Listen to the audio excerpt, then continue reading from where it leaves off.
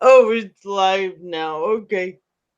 Hi, Oh, guys. cool. So I haven't seen anything, but go. Yeah, go. Hi, guys. It's MARIEWOWCP here and Cindy.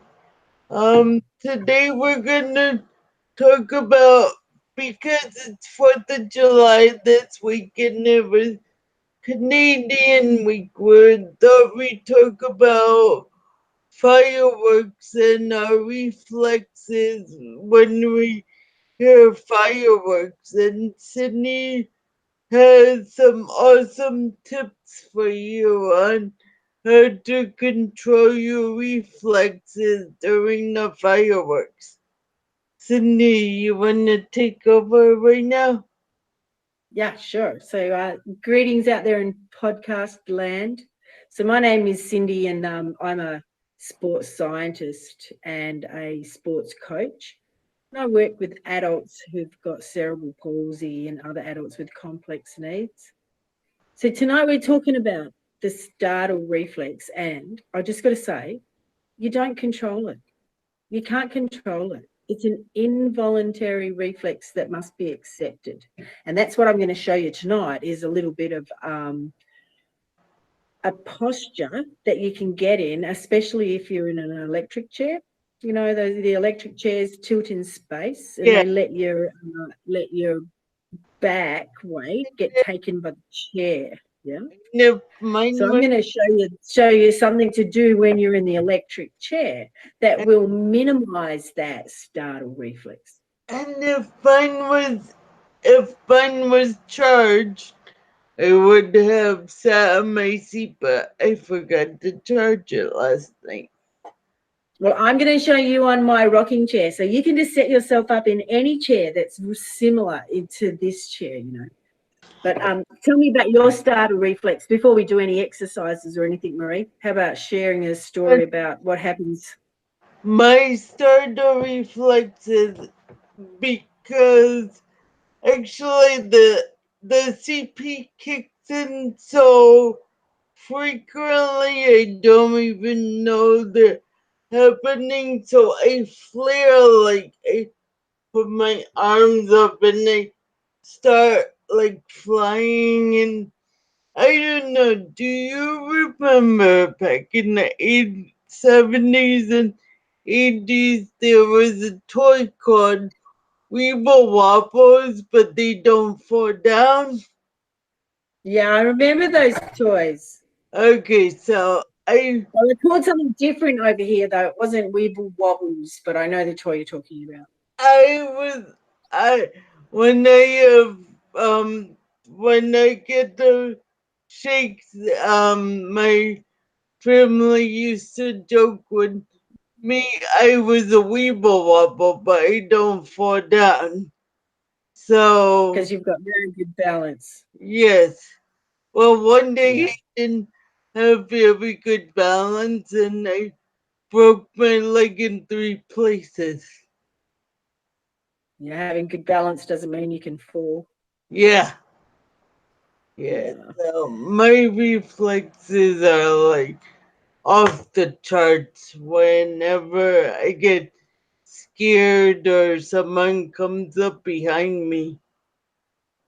If there's a loud noise, or how about if light goes on and off? Yeah, yeah, and it's Yeah. funny because I could stand going to a concert. It doesn't bother me. I guess I expect the noises in concerts. Exactly. And you know what you do at a concert? You're so happy and you're so enjoying it, you relax. Yeah, And yeah. when you dance, you relax. You use your postural muscles to dance, not your big I just outside muscles. feel like so comfortable when I'm at a concert. They feel free and stuff. Cool. All right. Well, that's what I want to show you. Can I? My daughter's ready to hold the phone for us, if that's okay. So Yes.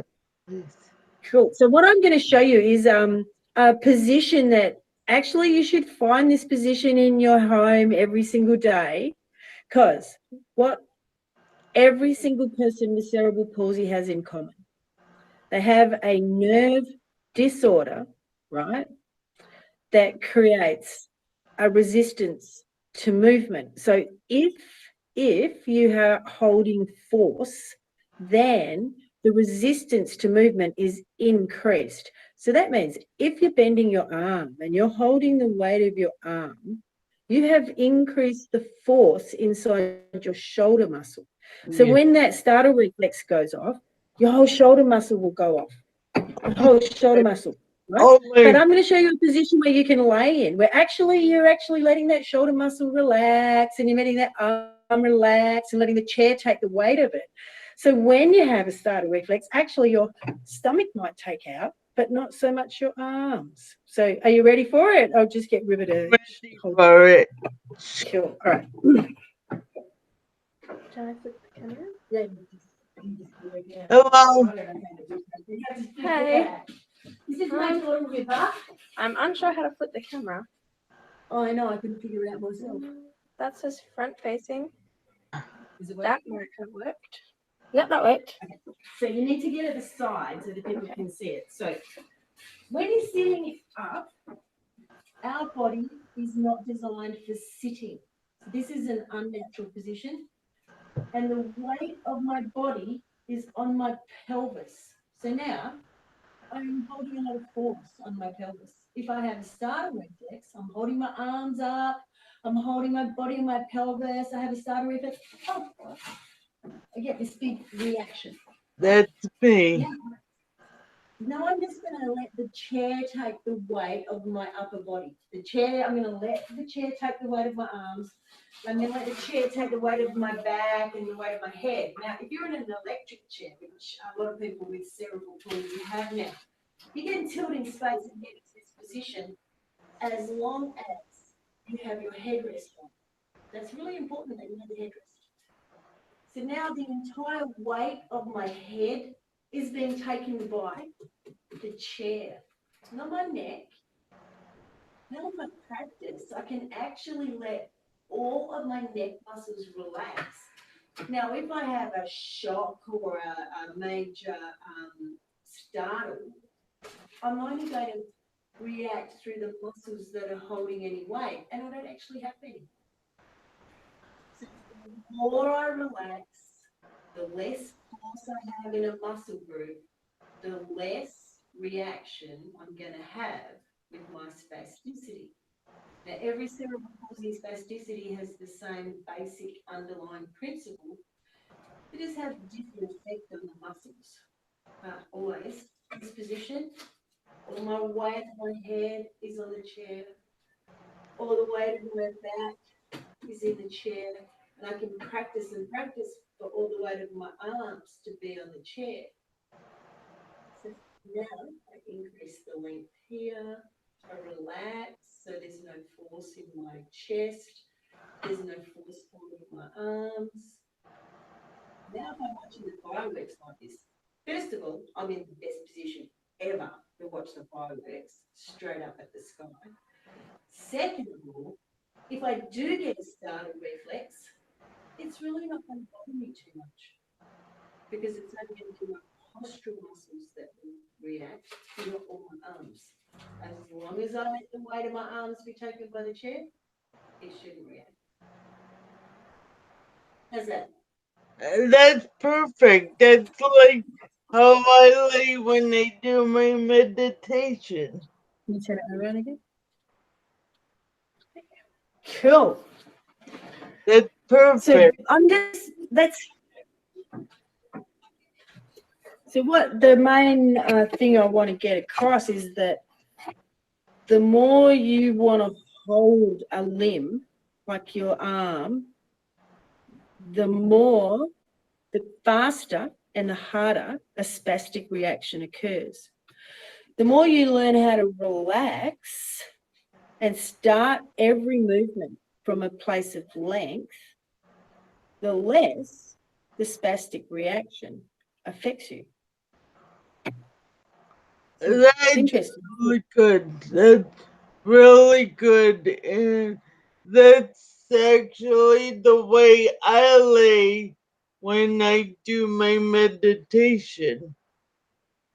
Excellent, because meditation is something I love. When do you meditate? I meditate anytime. Usually right before bed, I meditate so my body can relax before bed because I don't know about everyone else out there. It's like I get really tired at night, but yeah, it takes my body like 2 hours to relax at night. It So does. And if you don't have a regime that makes you actually physically let go, actually some of those muscles do not relax. yeah, So so having that when you do your meditation, do you do a like a structured relaxing of your muscles or breathing or anything? What do you do? yeah, so like, and I just realized this too as I'm talking to you. It used to take me 3 to 4 hours for my body to relax. I usually go to bed around 9 or 10 at night, and by the time my body fully relaxes, it's about midnight. So, about almost 3 months ago, I'm on my 80 somethingth day. A friend of mine at the gym got a friend of mine at the gym turned me on to this app. It's called Insight Timer. It's just free on your app store. Here A it is. meditation app. Yes, it's called Insight Timer. It's free on your app store, and it has millions of podcasts, meditation, like there there could be like there's millions of different kinds of meditation from basic to hard chakra. I tried the chakra meditation and I can't do it. So I just How do you do it? Chakra. What's want that? What's it. a chakra? Is that so like you have to go through your head chakra, then your throat Yeah, chakra, and yeah, yeah, and it's just too difficult for me to do. But I just do a simple basic meditation. You could do it anywhere, any time of the day. Um, this app called Insight Timer, it's a free app, and there's 2,000 meditations between just the basic meditation to chakra meditation. There's even podcasts on how to meditate. There's funny how style life podcasts there. I mean, there's all different types of podcasts. There's all different types of meditation sections. There's all different types of meditation music sections. Yeah, it's so yeah, I do that on YouTube. I love that. it's so fun because it's also a social media. It's also a social media thing.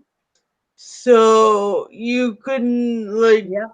go into groups and say like I'm on my first day meditation, or I'm challenging myself to do one full year of meditation.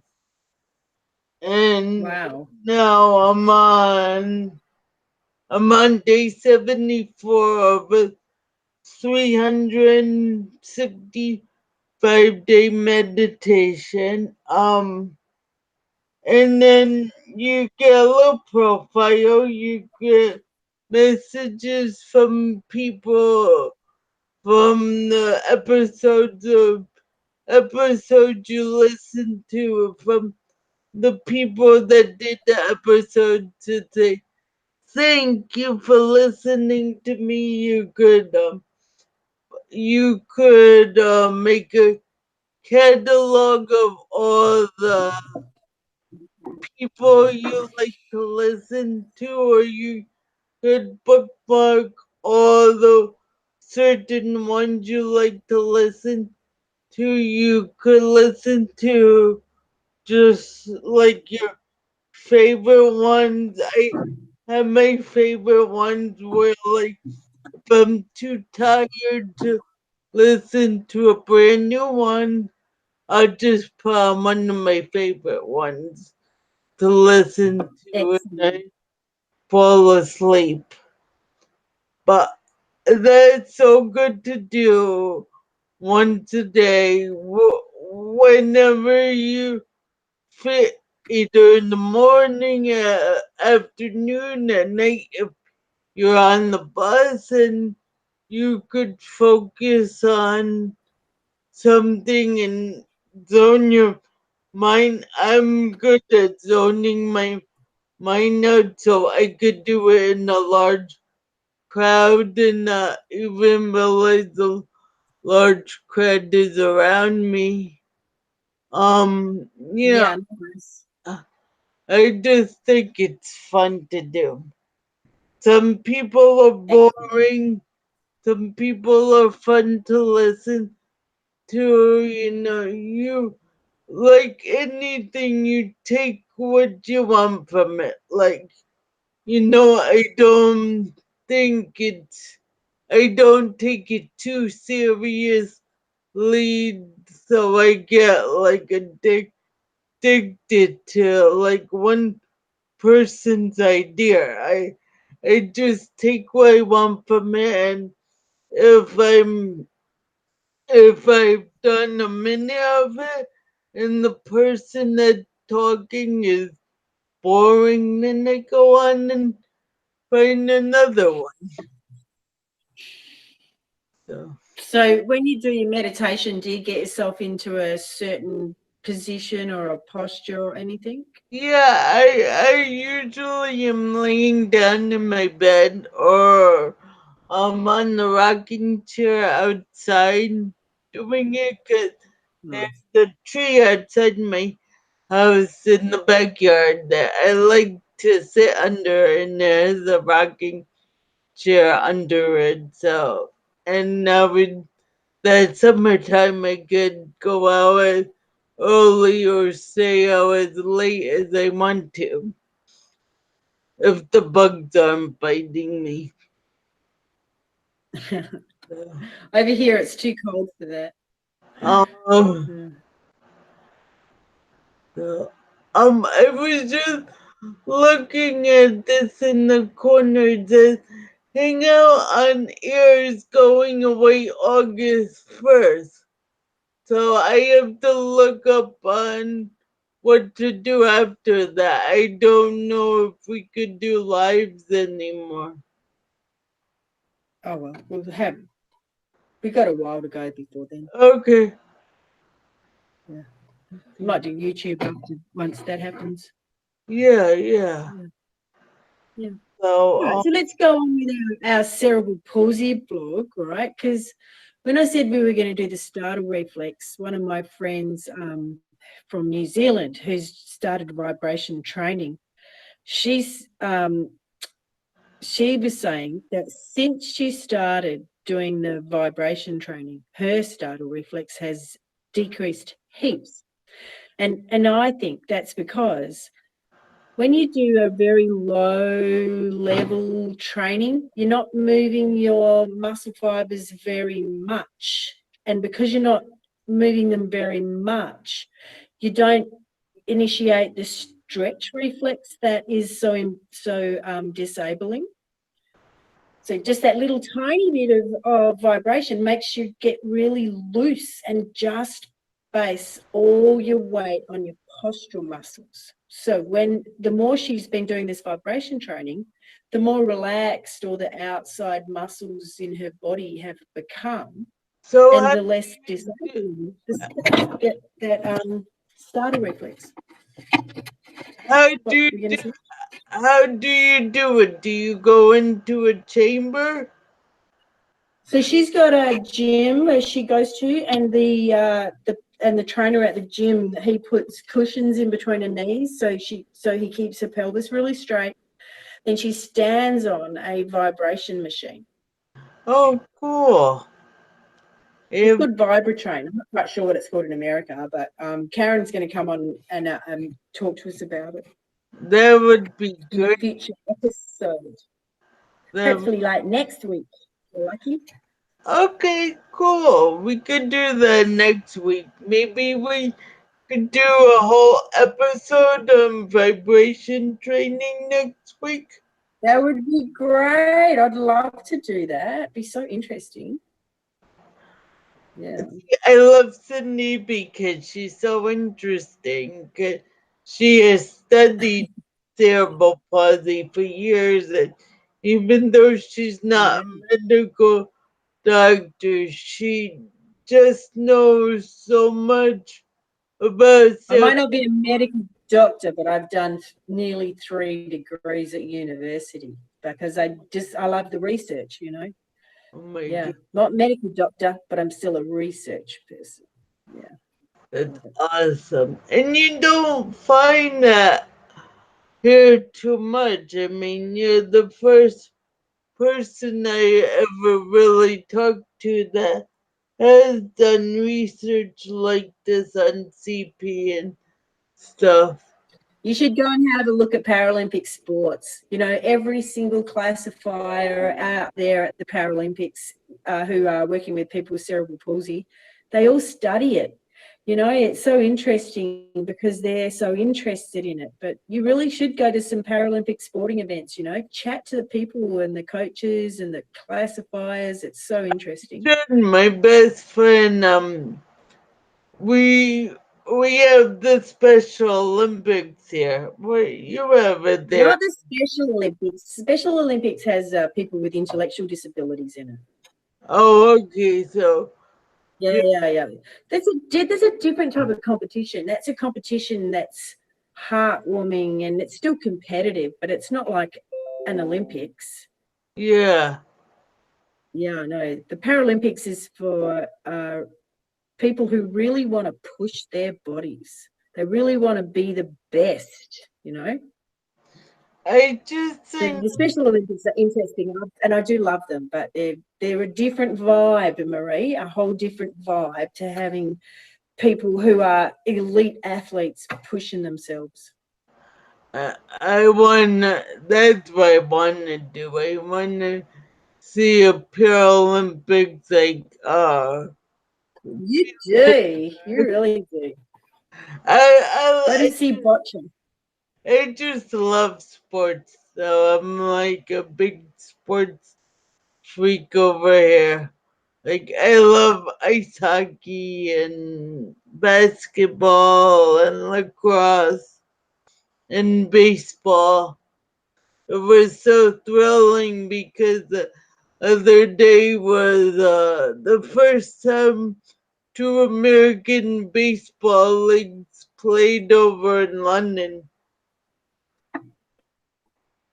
How cool. I went to see the first American football game ever played in London when I was there.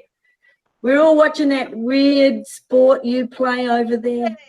It's so strange. Everybody stops and then people come out and dance on the field and then a whole new team comes in. It's like, what's happening? That's like the sport in the that's like the sport once August hits. It's like the sport everyone watches and tug.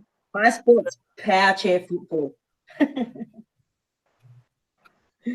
I want to come over there one day and meet you and have you take me around to like your sporting events and stuff. Yeah, flat out. Be interesting. Yeah. I've done it. You know, Perth's pretty tiny and there's not much happening in Perth. But if you really want to see some cool stuff, go to New Zealand. There's a lot of opportunities there. Okay, I'll cool, come with you. We'll do that together. cool. Well, Yeah. my town is really boring. I live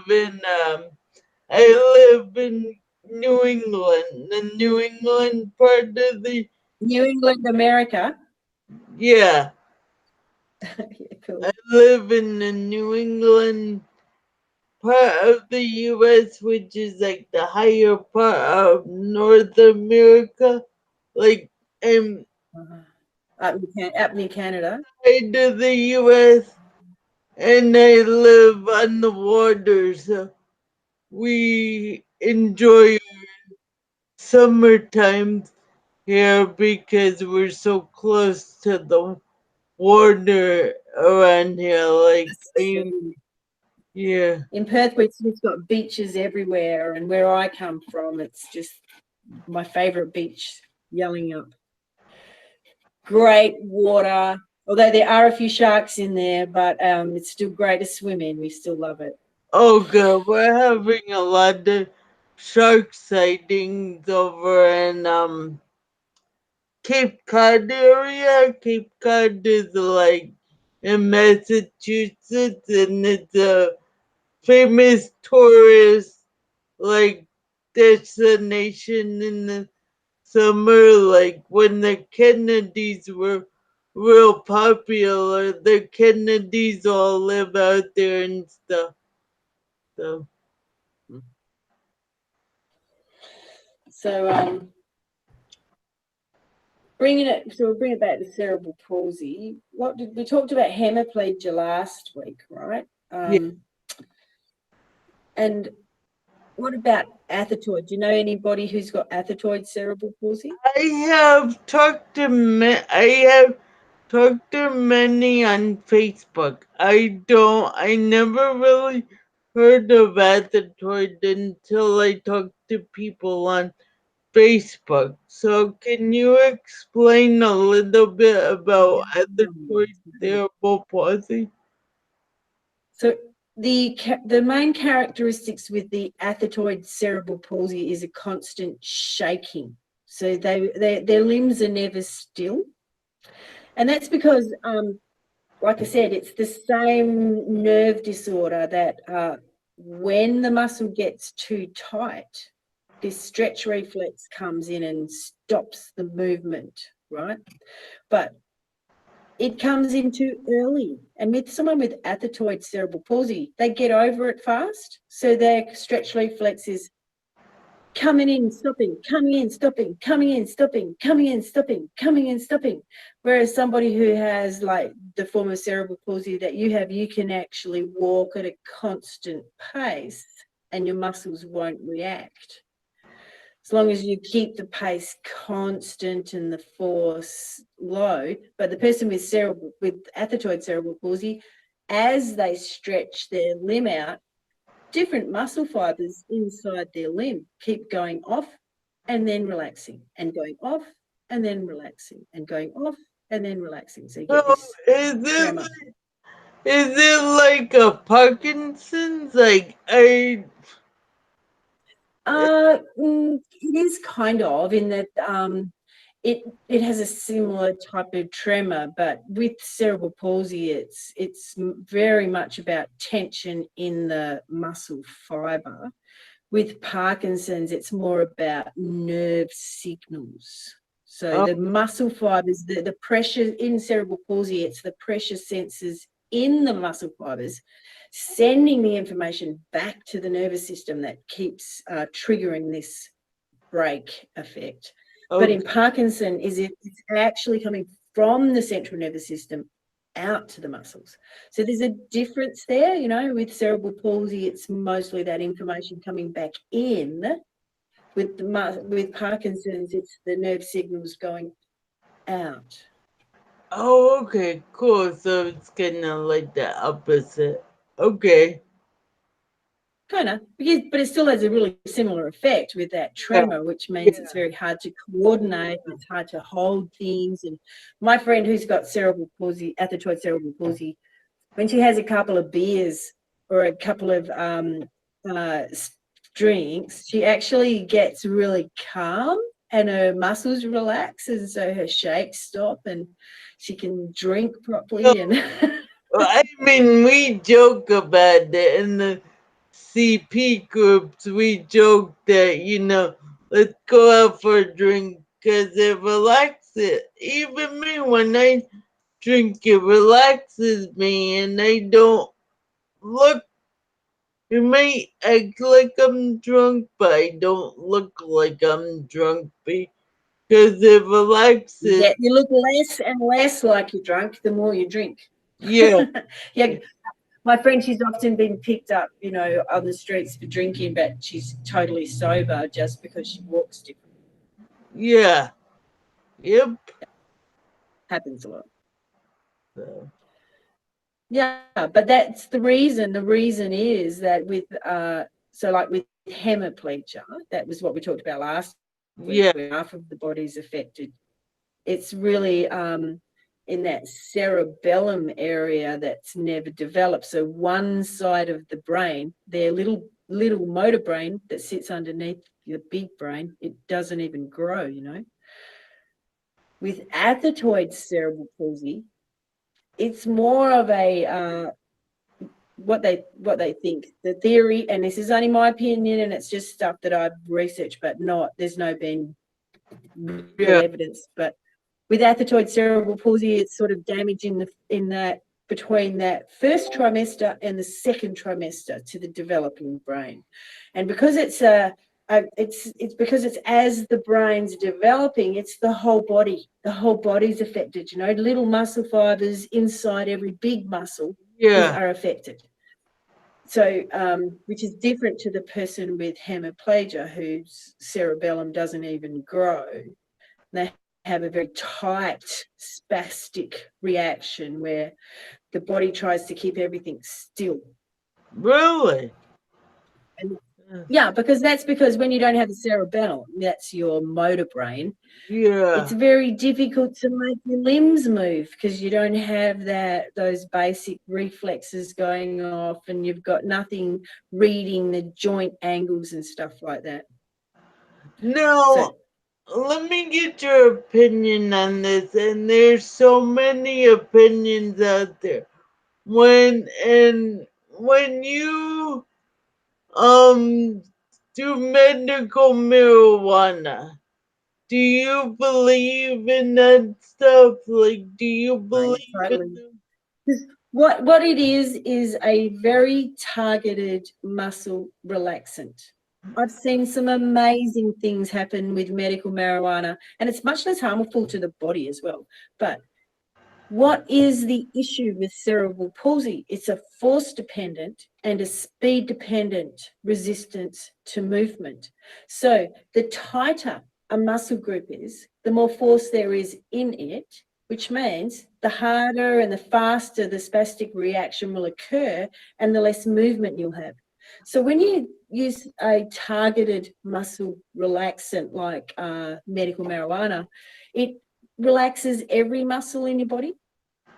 That's why those stoner movies, everyone's going, hey, man, Yeah. I really like relaxed. That's what you want to be, mate. It's the best for cerebral palsy. And, Yeah. I've heard that, and it's, from my perspective, it's kind of true because I kind of feel it. I hear when you're intimate with your partner for a couple of days after your body is relaxed. It just depends on how you do it, I think. But usually with any sort of intercourse, you get that same extension through the front. Anything that extends the body through the front is going to lengthen these muscles and let the spine straighten up. Oh, okay. As the spine straightens up, then the muscles come into balance and you take a lot of tension out of those muscles. So you take a lot of force out of those muscles. Oh, okay, yeah, Yeah. now I can Similar see why. principle to the chair, It's all about the position that you're in. Maybe we could talk about intimacy one time or something, maybe we could bring that up in the group and see what they think about it. Yeah. That's not my topic, but that's an interesting topic. Okay, It would be interesting to see what people think about it. yeah. Yeah. So, So, what are some of the things about some of you wrote down a whole lot of questions when we first started thinking about doing this podcast. You wrote down heaps and heaps of questions about what's one? Is there a life expected when you have cerebral palsy? Is there a can I like, live an active life, or is there a life expectancy? Is your life shorter if you have cerebral palsy? Is that what you think? yes, that's weird to say because if you look it up on the internet, there's a lot of different opinions about that. But Well, I, when I first started, it was, and that was way back in the 1980s, the life expectancy was supposed to be around 60. But at that stage, most people with complex needs lived in a hospital. Now, today, people are out and they're living in houses and they're being supported and they're eating really nice food. Now, the life expectancy is more like 80 to 90.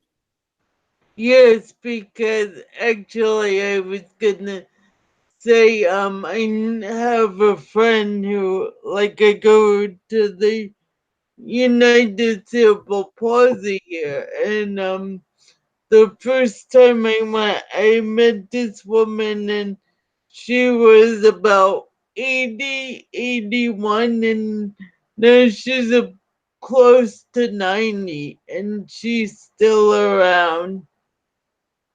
So, That's right.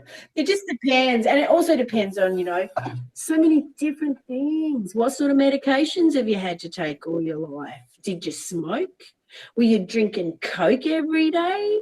Did yeah. you do any movement? There's so many different aspects to life expectancy. And when I worked for the Cerebral Palsy Society of New Zealand for just over 14 years, and we looked at that quite closely. And what we found was there are too many other factors for us to really establish what's the lifespan. Yeah. But we don't find very many people with cerebral palsy in the 90 to 100 group, and you don't find many people with cerebral palsy in the 80 to 90 group. But as we're getting better, maybe we will in the next decade. Well, I don't know. I mean, ED is okay. I don't know if I want to live to 90 or 100 because right now my body Yeah, feels I know. like it's 90. You're just like living in pain. Yeah. So, Yeah. So one thing that exercise that I showed you at the beginning, we need to have a balance in our life. And I think it's really important to remember that sitting is an unnatural thing. So it's an exercise. So your body has to adapt to sit. So your spine has to change and the length of your muscles has to change. It's not natural. So getting a balance to that sitting position regularly, it's really, really important. So making sure you use a tilt if you've got tilt in your chair, sit rocking chair and really let the rocking chair take the weight of your body and your arms. And when you lay down on your bed, put those under your knees if you're going to be on your back. oh, okay. Did you know that? So I, you lay on your back, you should always put heaps of pillows under your knees. I've heard a lot of conflicting things because I have a lot of knee issues. So Besides, what the reason is for? If you're laying on your back and you don't, you don't have your legs supported by pillows, what has to happen is that your knees actually have to fall to one side. They're going to go to the right or they're going to fall over to the left. yeah. And so you'll have your back flat on the bed and your knees will both of them will either be over to the right or both of them will be over to the left. Oh, see, Yeah. I don't have that issue. I don't. You know, When you lay down, I'm straight as a board. You know, I have the so again, that's what, see, and that's again, you don't want that either, Marie, because remember, the tighter the leg muscles are, the more force there is inside of them, and the more force is on the bone, so it's going to change the bone. And you yeah, put a pillow under your knee, and usually 2 pillows, and now the pillows take the weight of your legs, not your hip flexors. Now those hip flexors, you like to sit on them, you like to make them really, really short when you sit on them. yeah, When you're laying on your back, you've got to let them relax with your pelvis straight. So that's why you put pillows under your knees when you lay flat on your back. what about the people, like I have a lot of friends who are in wheelchairs a lot, and they say they have arthritis in their lower back. What Flat can, out, because their lower back's in this really weird position and it's taking the weight in a way that it's not designed to do. And that yeah, means that you know, the little, we've got in our spine, we have these discs, and in between each disc, we've got the vertebrae, and in between each vertebrae, we've got a little disc. And yeah, when we sit, what do? We actually have to curve the spine, and see what happens is that actually you start to compress one side of that disc. oh God, It gets more and more compressed the more you sit down, until eventually actually you get bone on bone contact, and that's when we get arthritis, because the arthritis is the breakdown of the bone itself. yeah, Or it's the pulling of those tendons that are connected to the bone, with those muscles in the wrong place, too tight, yeah, pulling on them. And again, that's where, if you put a balancing action in your day, you keep a blood supply in those spinal, in that spine and in those bones, and you don't get arthritis. yeah, But you have to do the balancing exercise. If you're going to sit, you need to extend okay, every day. Yeah.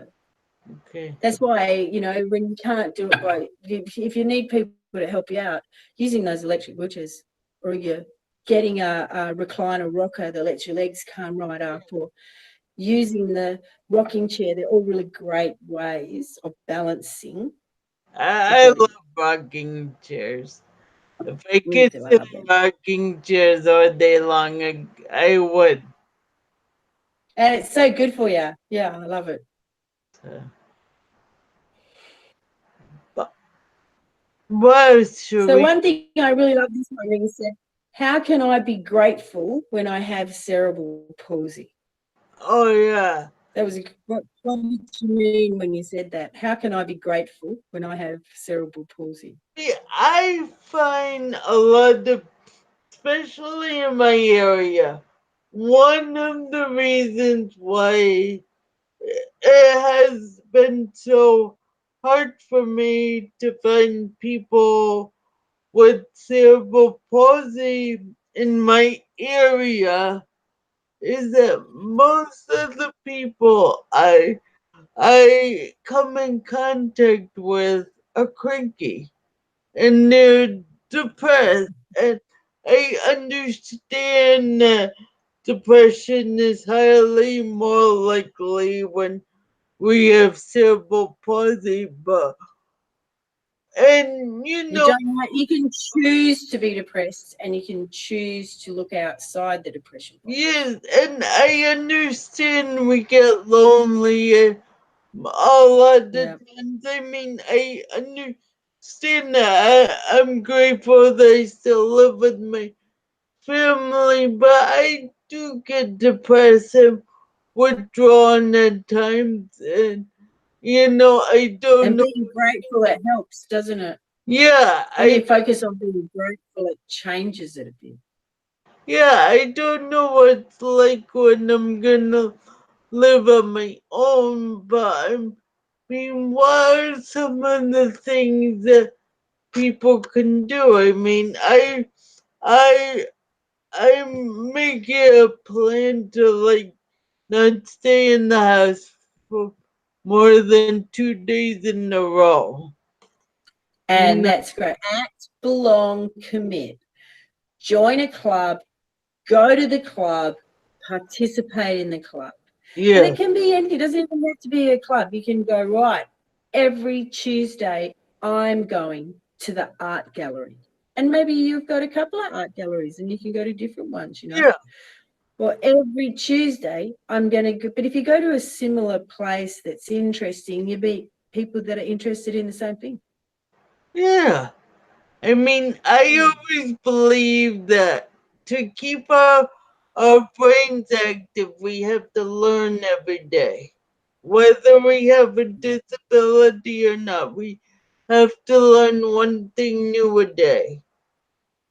That's my grandpa always used to say, you've got a happy life when you're learning something new every day. Yes.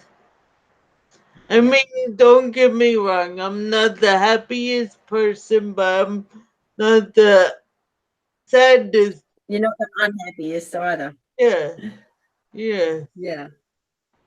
So, Yeah, because there's lots of downers about having cerebral palsy, yeah. but there's also lots of uppers, There you get to meet some really amazing people in that disability world, people who are empaths and they're really empowering, and you Yeah, just got to be open to them. and I just think, oh my god, what if I didn't have CP? I wouldn't have met this person. I wouldn't have met that. Yeah, yeah, that's right. And you can't go, I wish I didn't have it, because, too Yeah, late. and You've already got it. You can't wish it away. It's just something you've got to have. And that's why I hate it when people say they're fighting against their cerebral palsy. But oh, because, you got to love it. You have to love it, accept it and love it, and your yeah. body relaxes. And I was there at one point in my life, my whole 20s and half of my 30s. I didn't want to deal with it. I didn't want to. Instead of just loving it and being the person you are, you can't change it. That's why with the starter reflex, you can't stop it. Yep, No, because the nerves that would have stopped it, they're not there. So you need to minimize the impact, relax, let your muscles go to the place they're supposed to.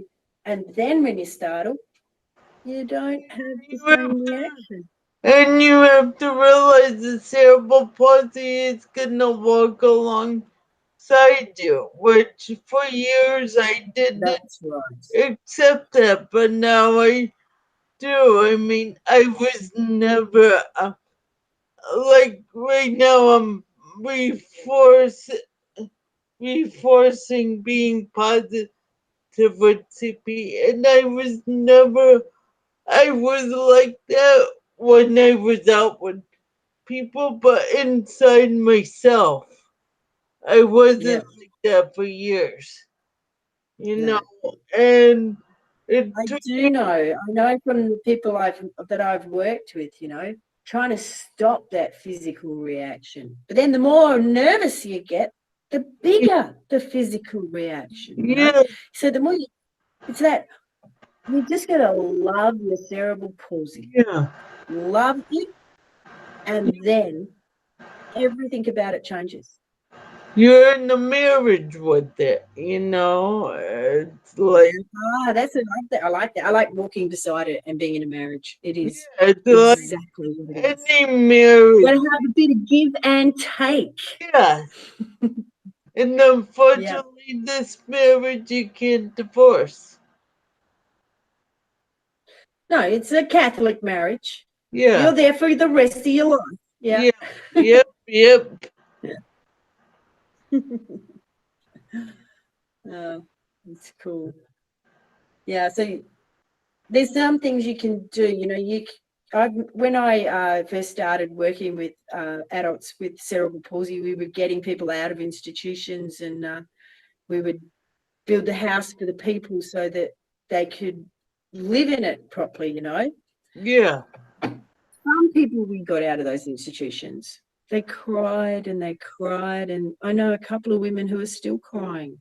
They hated their lives and they still hate their lives. Yeah. Other people that we've got out of those institutions, they've realised life's great. Oh, I know. And there's the potential for so much stuff. We play sport and travel around the world and go to university and get that degree. It's awesome. I didn't think I would be able. Actually, they told me I wouldn't be able to graduate high school. And now I graduated college twice already. Yeah, see, because like when I started, people always assumed cerebral palsy created an intellectual disability, but it does not. Only if you get an associated brain damage do you have intellectual disability. But if it's just cerebral palsy, it's just physical, motor. Yeah. In the places we're getting people out of, right up until the 1970s, people with kiddies with cerebral palsy were being taken off their mums and putting into hospitals to be taken care of if you had complex needs, quadriplegia. So they were the guys that we got out. Yeah. Spend their whole lives in hospital. I don't know if I get. I mean, I look at how far we've come with CP. That's right. And the more people like you that go out and be role models, the more people out there treat everyone with cerebral palsy like, real people with intellect. But I just remember as a kid, I was so afraid of other people with cerebral palsy. I was afraid that I would get their kind of cerebral palsy from talking to them. But I mean, How did you get an impression like that? Kids are funny, aren't they? growing up in a small town where you're the only kid with cerebral palsy and you're in a public school where you're the only kid with a disability. You You're know, always the different person. Yeah. yeah, so I kind of like went to college and withdrew from my disability because I wanted to be like everyone else. And in the end, it just hurt me. But So, then you see, the more you want to be like everyone else, the more you seek an unattainable dream and the more depressed you're going to be. yeah. Be you. You're great. And it took me until I was 35 to realize that. Yeah. Right. Most people don't even ever realize it. That's Yeah, why it's good to do stuff like this. yeah. Build up zone. That's what you want. Well, I'm going to have to take off, I'm Okay, afraid. yeah, me Because too. it's lockdown time. That was cool. Thank you very much. Thank I you really very enjoyed it. much, and we'll do this next Wednesday. And if you guys have a topic, always send it to our Facebook page or email us, and we'll talk about the topic on YouTube every Wednesday. And let us Awesome. know how you like our show and if we can improve on something or if you want to come in and join us, let us know. Yeah, I reckon. Okay, hopefully next week we will see if we can get a guest on board and Yeah, talk about vibration training because it's really that, interesting. Yeah. that would be awesome. All Thank right. you. Have a great day because you're just getting up. Am I right? Yes, and have a good night's sleep. I'm going to bed. I'm knackered. So see you, Marie. See ya, Cindy. Bye.